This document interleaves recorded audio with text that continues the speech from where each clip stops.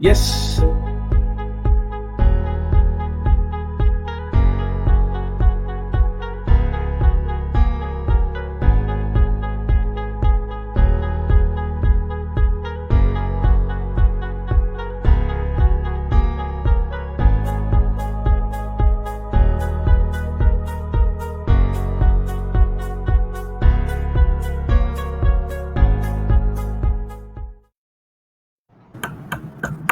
Hi, wonderful entrepreneurs. There we are back again on another show of our valuations. This time, it's a whole new episode series. We went through the pandemic with the focus on business tips for SMEs. Now, as we see the light at the end of the tunnel, we are going to look at sales tips. So that's when the propelling happens. Right, Sandeep? Where are you? We're talking of No, sales tips. yeah. Yes. Sorry. Yeah. Okay. Here I am. Yeah. So yes, and we have a new show today. We have a new show. We have a new focus. We have a new layout, and And a we new have a new look. look. We have a new And look too. Okay. Okay. So yes, everyone, welcome to the show, and thank you for joining us.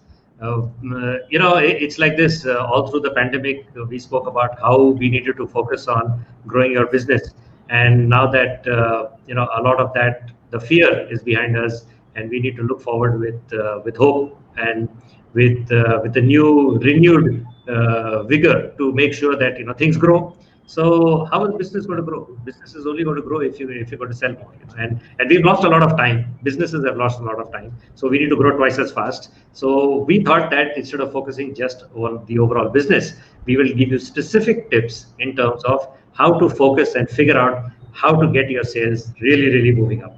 And that's the reason why we're here today. Okay, absolutely. Suresh. Spot on, Yeah. Sandeep. So Suresh, but I think before we start, let's do one thing. Since this is a new show, revamped show, let's do one thing. Why don't you reintroduce yourself to the audience and tell us a little bit about your background, just once again, quickly and I will, briefly. sure, Sandeep, I will. So I will reintroduce myself from a sales perspective because it's all about sales, right? So, talking of sales, first of all, a pleasure to get into this episode with a new vigor and new look as the tunnel opens up. And that's what sales is all about. Sales is all about defining hope, defining focus, defining purpose. So, in my journey of 30 years, from being a rookie sales guy to move up to CEOs of companies based in Dubai, in Singapore, in the US, in primarily in the line of IT solutions, IT services, and all of that. That journey, which took me from actually handling government accounts, handling private banks, or maybe nationalized banks, handling one-on-one sales, working in difficult terrain like Gujarat, of selling DTP software in Gujarat, and all of that different paraphernalia of sales, whether it was at Sonata, Modi Olivetti, or Princeton Software. This entire journey, one thing that stood by me was sales is the one which makes things happen. Sales is that profession which actually makes companies, communities, and countries run. And it is not that there's nothing else to do to get into sales. Sales is the, if I can say, the game changer in the true sense. So that perspective I got on the field, and that vision is when Value Additions as a company was given birth to, a company which is now 12 years young, focusing on sales augmentation, focusing on doing database and lead generation and all of those important aspects of creating the pipeline and funnel for large organizations, and making processes for small and medium enterprises, and more importantly for smaller organizations like solopreneurs who are startups, or maybe single individuals or entrepreneurs, look at how they can do the sales collaboratively, understanding their genius. So it's got so many different aspects, and the mind really got opened up to the opportunities, and found out that sales, if understood very well and practiced very well, removes the stress from business. It actually makes business stress free, and you entrepreneurs will be in control of their business if sales is in their control. Very clearly put. That's what I stand for sales, and that's why Value Additions is Value Additions as a sales augmentation company. I call it as the unique sales augmentation company. That's about sales, Sandeep. I'm looking at the clock, so I know I have cut myself down. I can go on for entire. Yeah, we can have a separate show. We can have a separate show only for your introduction. So, Yeah, and I'm and sure even 20 minutes will be less if you start telling us, where you started and what you did. Yeah. Right. I would really struggle hard to truncate this entire thing. But having said that, the baton now on to you, Sandeep. Rotarian Yeah, and thanks. sales, Sandeep Ohri, only Sandeep Yeah. Ohri right now. The sales part of it. Over to you. Yeah. Okay. So yes, thank you very much. So basically, okay, for those of you who don't know, and I'm actually a chartered accountant. Okay. So, but don't ask me any accounts related issue questions because I studied CA and I passed it way back. Way back means really way back in 1988. All the laws have changed. So I really don't understand anything of that right now. But yes, sales and business is something that I understand. Business strategy is something that I understand. I started my career practically in doing a whole lot of work in sales in packaging, in the packaging business. Preparing packing material for a lot of different FMCG companies, especially food, and then moved on to setting up my own animation studio. And then from there on, CAD CAM software, IT hardware, networking, GIS, broadcast television, defense, homeland security, sort of a host of different products and solutions, enterprise IT, live streaming, digital marketing, live events.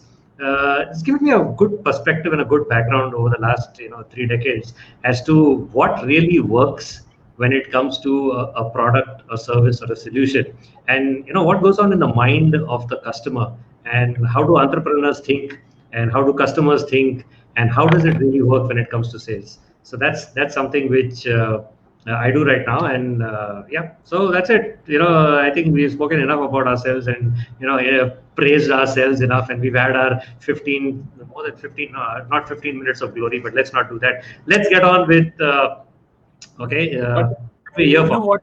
One thing. Yeah, disclaimer No. before we start. Yeah, right. Suresh, go ahead.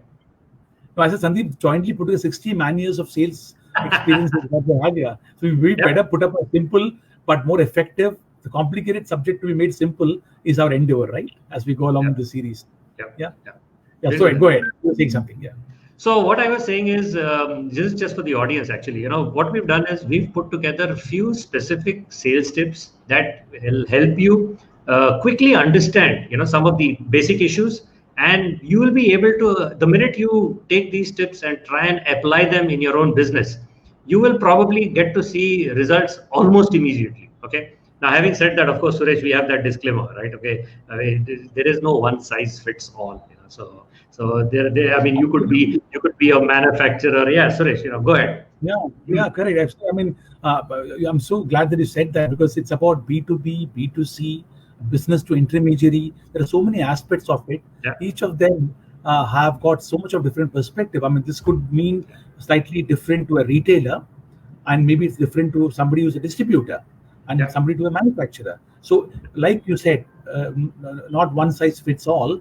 It has to be obviously customized. So what we say now is from a B2B and a B2C perspective, from avatar of a retailer, distributor, or manufacturer, it could fit in any mode.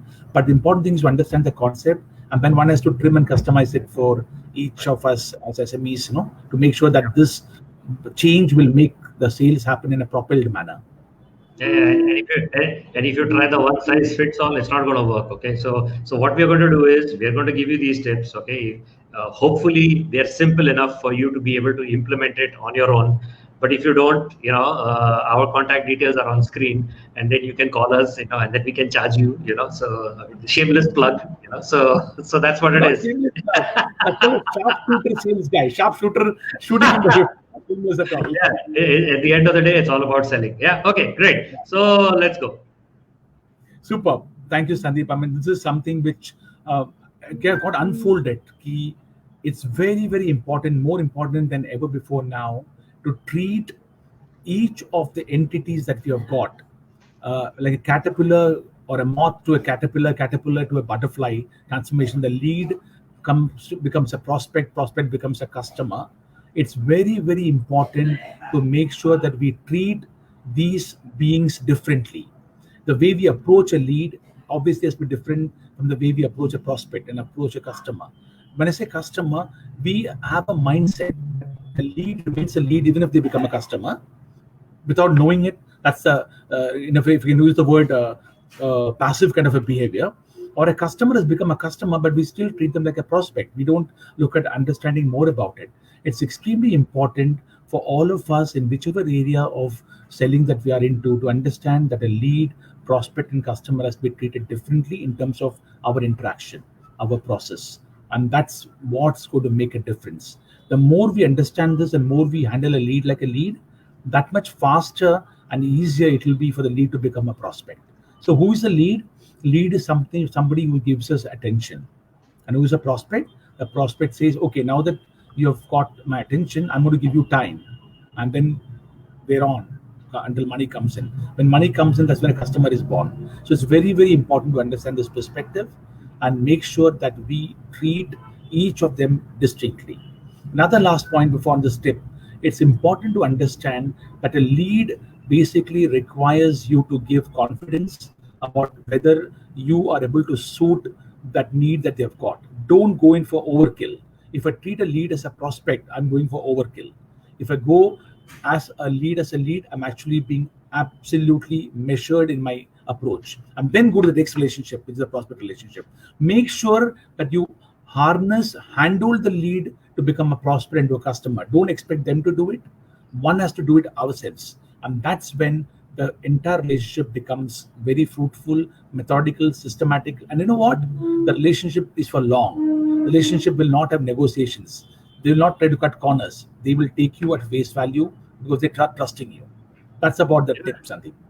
Yeah, it's very interesting that you brought out this distinction. A lot of people, and I know especially those who are starting out in sales, they're really not able to figure out between, you can just have a lead, or some people, as they call it, suspect, and some people have like a database that they're going to start, talking to. And according to them, if you ask them what it is, they will show you their database and say, I have so many prospects. That's not true, So I'm glad you brought out that distinction that, a lead is a lead and a prospect is, somebody who's really willing to give you time, So somebody who thinks that, you have something which will be of value to them. So I think that distinction is something that a lot of people, make the mistake in the first step itself of, mistaking the lead for a prospect and therefore hoping that the lead will become a customer directly, without even doing the sales in between. So that's something which is something which is there. Yeah. So in the same line, okay. This is what. So like emotional connect. Yeah, I was just thinking our team being Jugalbandi of sales and marketing, it's such a subtle Jugalbandi that if you play it well, sales and marketing in some sense, including strategy, then the entire sales process becomes so very seamless. And that's what I connect to when you put the second tip. Over to Sandeep. So basically, the idea is, you see, what happens is, customers don't really make rational decisions. And people like us, we're humans, we're irrational. Okay, we think emotionally. We're not. For those of you who have seen that Star Trek serial, we're not that Dr. Spock, the guy with the ears, who thinks very logically. You don't make a logical decision to buy. But unfortunately, what happens is when we go to sell or when we try to position our product or service, we are always trying to give logical reasons. We try to show features. That's not what really works. What really works is something that you need to have a benefit for that person. Unless you make an emotional connect with your prospect, that prospect is not going to get converted. Now here's the thing. Now the emotional connect, you'll say, hey, he's not even a customer, how can I connect with him emotionally? That's where the marketing aspect also comes in. You can create this entire perception as far as that is concerned about what is it that your company stands for, what is it that your product does. You will have to appeal to the prospect as far as it is an emotion. Okay, you cannot put two feature lists in front of the prospect and say, I've got 6 features and the other guy has got 7 features and therefore the other guy is better, but I've got a cheaper thing. It doesn't work like that. Humans don't buy based on logic. They are, unless there is an emotional connect, it is not going to happen. Yeah, typically, I mean, I give you an example. For instance, you will have, let's say, there are 2 shops in your neighborhood, and you're buying, let's say, a TV set, for instance.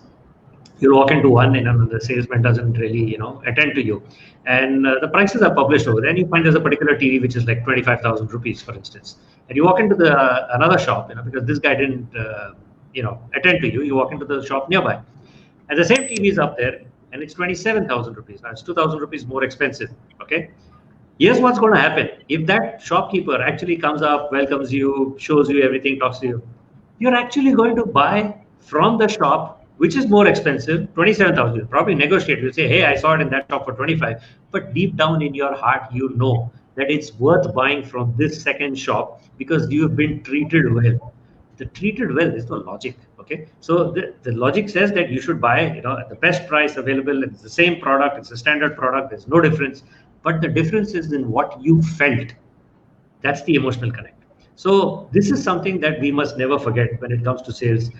Please look at the way you are presenting your product, your service, your marketing messaging, your communication to the outside world. What is it that you say on your website? Is it just a spec list and you expect people to figure it out? That, okay, you can see my specification list and you can go to the other guy's website and see their specification list and you'll figure out, which is the better product. Don't do that. Make an emotional connect. Customers do not make rational decisions. You need to get your strategy right. Don't try to sell logic. It doesn't really work that way. Right, Suresh? What do you say? Absolutely. And I was listening intently to what you said. It's very important that marketing works like an air cover to create all of this. All this cannot be connected only from the sales transactional interactions. A lot of marketing which happens, or with the digital marketing or marketing in terms of campaign, email, should be able to come out this emotional connect so that the prospect starts relating to this sales entity as somebody with whom they can be emotionally comfortable with, so that decision making becomes easier.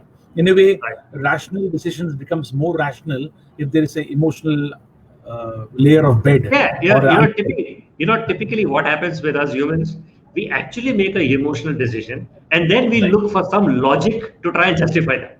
So, Correct. Oh, I always wanted it in this color. This color wasn't available in the other shop. Yeah, we know. Right. It's okay. So don't rub your customer's face in the soil, this ground. You understand? That's how it works. That's how we also think. Okay, Right. great.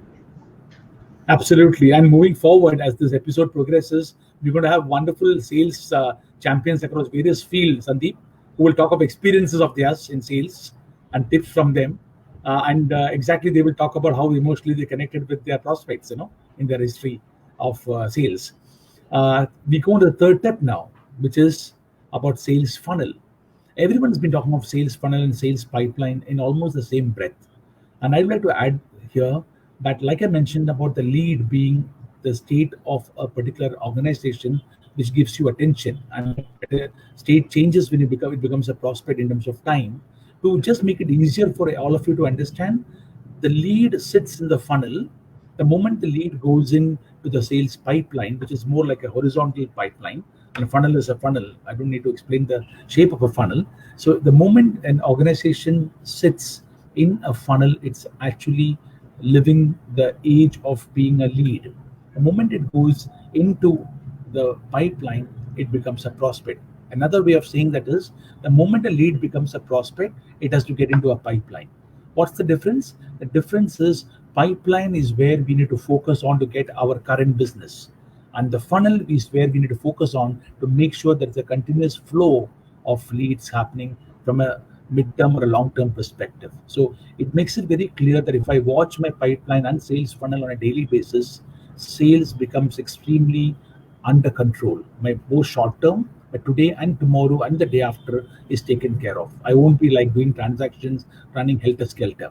And if things are not going well, I will get early warning signals. You know what, this quarter might look good, but next couple of quarters don't look good, whatever happens. So I can create change of my action plan based on early warning instead of doing a post-mortem.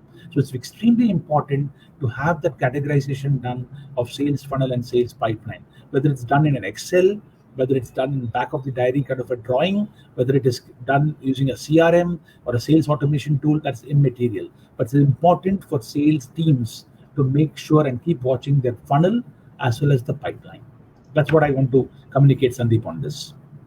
Yeah. So it's interesting you brought that out, that you have the lead, you have the prospect, and you have the customer, and what goes into the funnel and what goes into the pipeline. The other thing, the question that comes up, where a lot of people actually get confused, where do you exactly draw the line between the lead and the prospect, and when does that funnel actually become a pipeline? So there is a crossover stage, so to speak, where the lead has now become a prospect. Of course, we probably need to have a separate program on that, but there is some qualifying criteria in between, sits in between, and that is something which the organization or the salesperson has to figure out for herself or himself, that hey, when a person is slightly interested, probably like another customer that I have, but has not shown interest, at which point in time, which are the check boxes you tick to make sure, and then you decide that now this lead has become a prospect. Suresh, if you can throw some more light on the process that takes them through. Absolutely. Thank you for having said that, Sandeep. Like, for example, if you look at the expressway, for example, I need to catch the person or the car on the fast track, which is on the right lane. To catch it, I cannot go and stand in the middle of the divider, right, in the expressway. I need to start, I can only stand on the left side. That's when I get the attention of somebody. So to basically get the attention of somebody is most crucial. So the important part for me is to get somebody on the fast lane onto the left lane where I get his attention or her attention.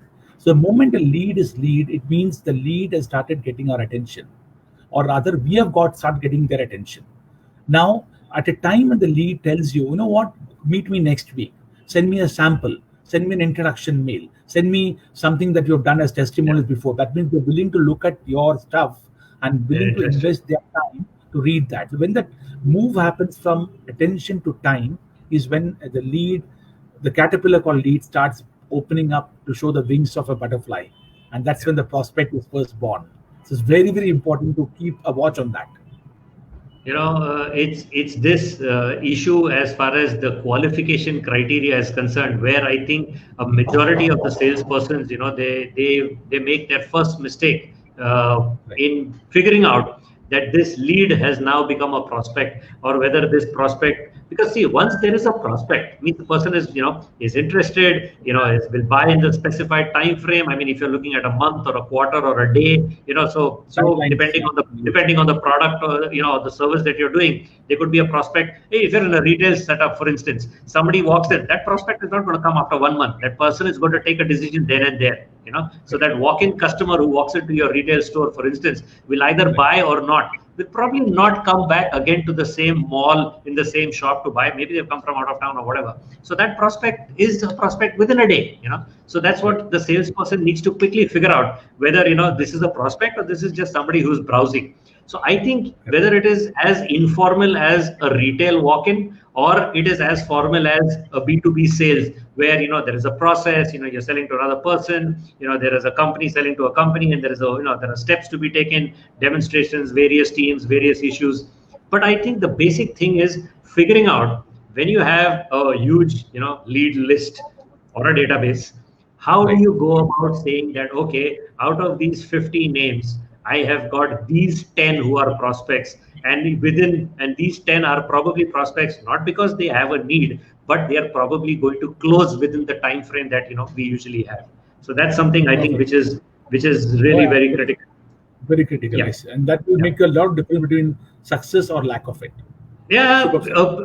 Projections company-wide will go haywire if the sales guy in the front, the salesperson right at the front end gets it wrong. I mean, if his or her calculations are wrong, it's going to affect the whole company. So I think as entrepreneurs, everyone needs to be very, very clear about what instructions they give.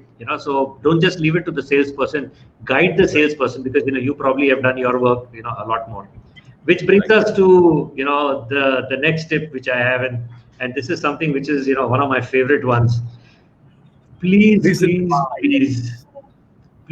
find out what is the reason to buy. Your customer buys and they buy your product or your service, or they give you an order, and you're so damn happy that you got the order. You go away, you're thrilled. You tried 20 things. Frankly, sometimes you don't really know what worked. You must know what it is that is going to get you the order. Okay, so you must know what is the reason to buy. And reasons to buy, frankly, there are primarily, everything falls in these 3 categories. It's either cheaper, faster, or better. Okay, if anything is cheaper, faster, or better, you're going to buy it, right? You can use this logic, this rationale everywhere. You like a product, you think it's better. Now here's the fun part. Okay, the fun fact is just the perception is usually enough. An Apple iPhone, and God bless the people at Apple for making great products. Okay, it costs over ₹1,00,000. There is, God bless the people at OnePlus also. They make a phone which is probably around maybe 35,000-40,000 rupees.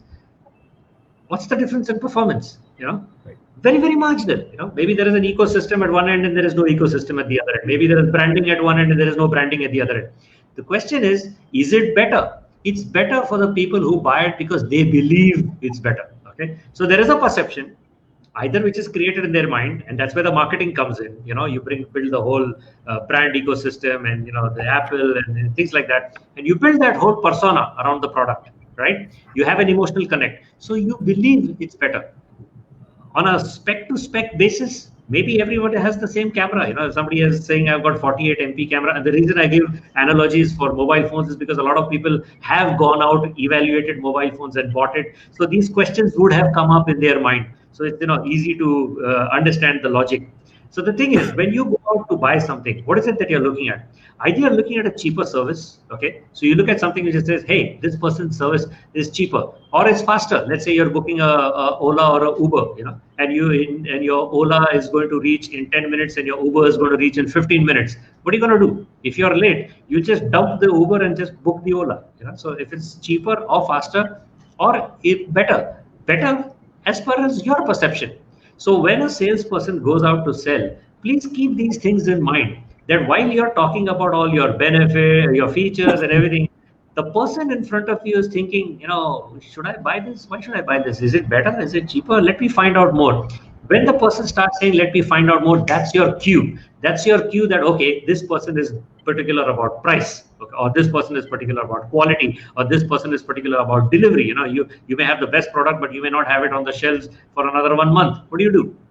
So everything you must understand. And I used to tell a lot of my sales guys, and if they're watching, they'll probably know. I used to always tell them, please know what it is that you need to do to get that order. Okay, it's not always just lowering the price. Okay, somebody may not have the funds. If you lower it by 5% or 10%, it still doesn't make a difference to them. Okay, what is it that's going to make that person buy? Okay, so if it's a prospect, you want to convert it into a customer, what is the reason to actually make that decision? You must find out the reason to buy. If you know the reason to buy, half of your issues are sorted out. And therefore, sales is not just about the sales techniques and tactics and discounting and all of that is there, but an understanding of human psychology, of what the other person is going to think of. What is she thinking? Is she standing there looking at that handbag? Is she thinking about the color? Is she thinking about the feature? If you have no understanding that why, and then coming back to the earlier tip that I said, you must know, why customers buy. So that if you know that my customers are buying because of the color that my handbag is available in, for instance, okay, and not because of the size, or maybe because of the size they want to fit in their laptop, or because of the price. What is the reason that your other customers bought? The best way to do is talk to your existing customers.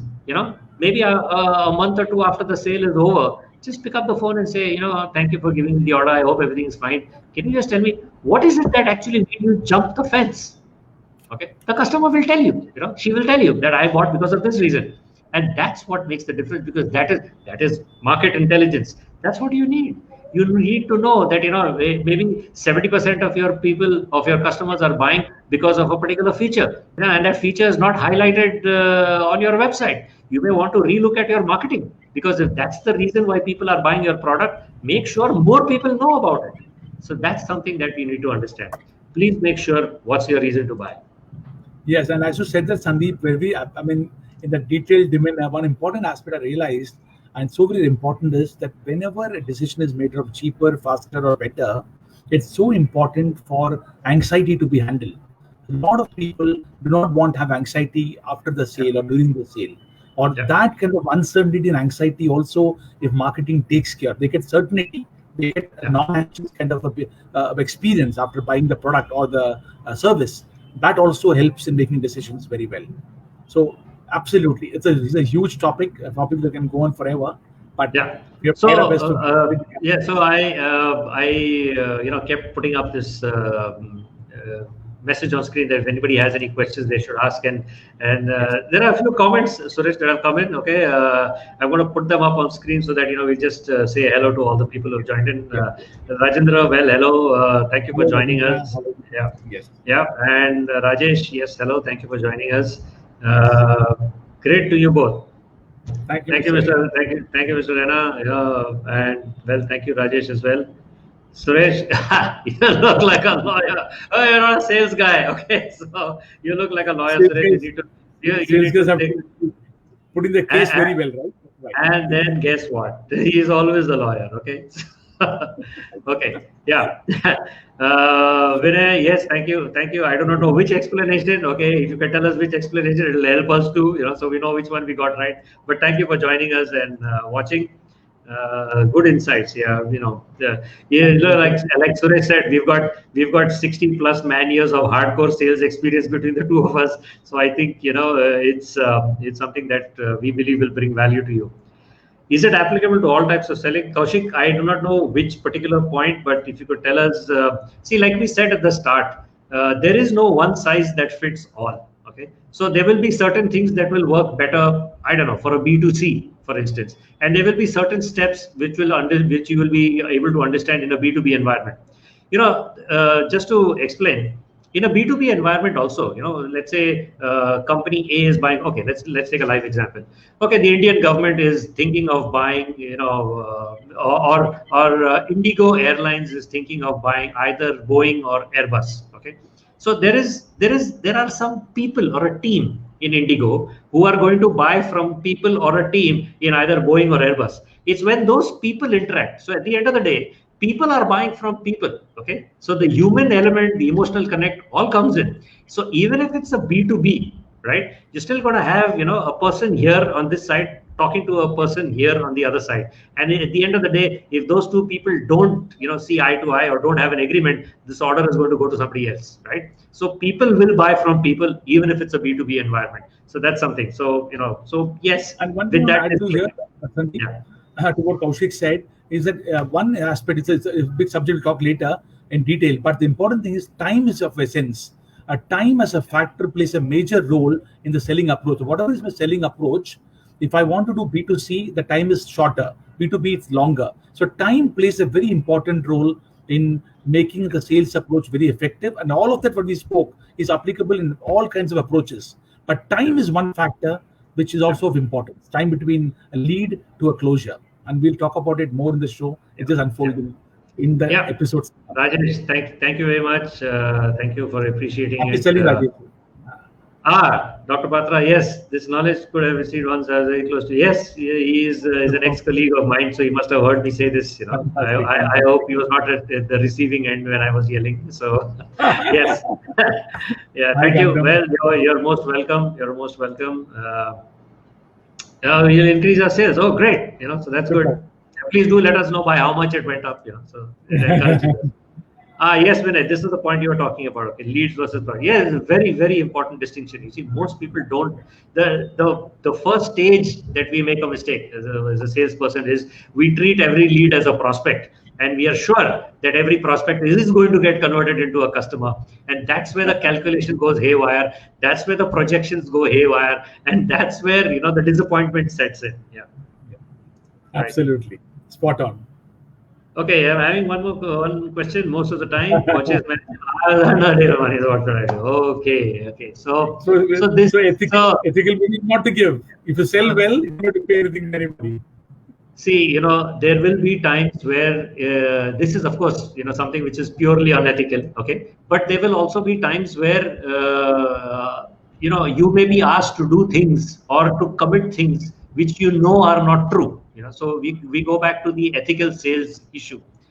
Yes, I understand it's a very difficult situation because sometimes systems are so how shall I say, spoiled, for the lack of a better word. I wouldn't like to say corrupt, but systems are spoiled. There are some poor salespeople or salespeople who are poor in selling think that the fastest way to do it is to use an unethical means. my recommendation is just walk away from those sales. If you have enough of sales that can be done in an ethical manner, I don't think you really need to worry about that. What's your take on it? Yeah, absolutely, Sandeep. So two things. If my sales funnel and sales pipeline are extremely fertile, I don't have to worry about doing anything. When my sales funnel and pipeline are not fertile, not filled up, that's when panic sets in. Point one.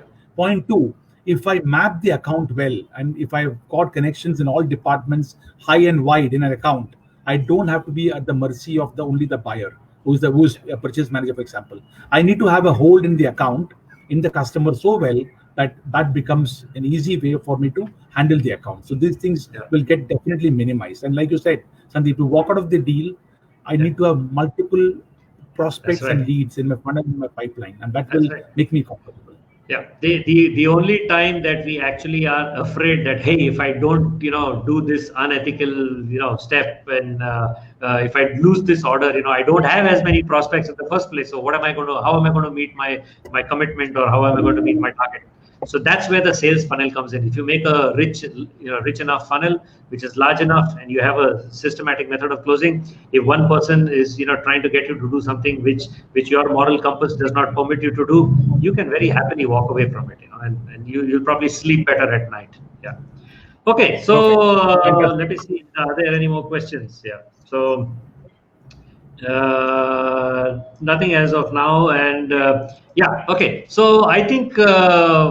We've exceeded time, Suresh. We 30-minute program. We are burned 35 minutes. Okay, time to close this down. So, in case any of you have any questions or you have any suggestions, what we will be doing over the course of the next few months, we will be bringing in sales experts, senior sales professionals from different industries, different domains, and they will share with us how they have been successful in the sales that they have done, and what specific steps they have taken, what specific processes they have followed. So over the next maybe 6 months or so, you will get a feel of a variety of different salespeople from different domains, different walks of life, who will share their experience as far as that is concerned. So I think that is something that we hope to bring to you, and which will add value, and we'll be able to figure it out. If you have any other suggestions, there is an email ID on screen. Please feel free to go ahead and send that to us. There is one comment that just came in. Okay. Yeah. Okay. Yes, Vinay. That really makes sense. So we're back to the ethical business issue. Yeah. Sale, marketing, branding. What is the difference? That's a separate program, but branding, marketing, and sale. Okay, marketing is what you do to reach out to people. Okay, how you branding is what your product and company and service stands for. So what's the person? Branding is most entrepreneurs think, and most manufacturers think that branding is what they do. My perception is, my take on this is, branding is what is created in the mind of the customer or the prospect. Okay, when I see Apple, what do I think? When I see Samsung, what do I think? When I see Tata Motors, what do I think? Okay, so if my perception that this is the brand and what it stands for, branding is in my mind. Okay, you can do the efforts. If you know your customer audience well, you'll be able to do sensible branding. Okay, marketing is how you communicate that branding, and sales is what gives you the money. So putting it very simply, that's what it is, right? Okay, I'll also take on this. My favorite subject. I'll just quickly say 30 seconds. So sales is when I go to a prospect. Marketing is when a prospect comes to me, towards me, and branding is when the prospect comes towards me. What attracts that prospect is branding. Branding could be me as an individual, my company as an entity, or my product. Any of that gets into magnetism. That's when the prospect says, okay, this is magnetizing me. Let me try to become a customer of this company. So in a very simply put, but that's like Sandeep said, it's a bigger topic. Some other time we'll definitely delve more into it. But right now we'll take it later. Hey Vivian, nice to see you. Thank you for joining and watching in. Okay, so he's a great guy, great UX guy. So completely fantastic guy. Okay. So that's it from us for now, and I will just put up the email ID once again, just for those who don't know. Okay, so this is the email ID. If you have any specific questions, please feel free to email it to us. We'll try our best to answer it. And since I think Suresh, now I think the next program that we'll have is only going to be next year, right? Because we're almost done with this year, right? So what we're going to do is wish every one of you happy holidays and a happy new year. Okay, look forward to 2021. Please sell more. We've lost a lot of time. Everyone needs more business. Okay, go out there, do your stuff, and sell more. Happy selling and happy new year. Yeah. Okay. So I'm going to end the broadcast. Suresh, stay right there. Right. Okay. Thank you, guys. Thank you for watching.